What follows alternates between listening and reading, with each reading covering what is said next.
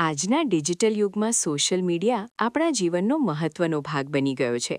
પરંતુ શું તમે જાણો છો કે તેનો વધુ પડતો ઉપયોગ આપણા માનસિક સ્વાસ્થ્ય પર ગંભીર અસર કરી રહ્યો છે?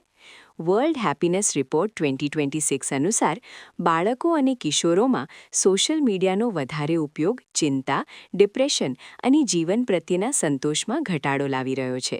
છેલ્લા કેટલાક વર્ષોમાં કિશોરોનો સ્ક્રીન ટાઈમ નોંધપાત્ર રીતે વધ્યો છે અને ખાસ કરીને જે બાળકો દિવસમાં 5 કલાકથી વધુ સમય ઓનલાઈન વિતાવે છે, તેઓમાં તણાવ અને માનસિક સમસ્યાઓ વધુ જોવા મળે છે. આ રિપોર્ટ મુજબ Facebook, Instagram, YouTube, Snapchat, TikTok અને એક્સ જેવા પ્લેટફોર્મ્સનો સમાવેશ સોશિયલ મીડિયા તરીકે થાય છે.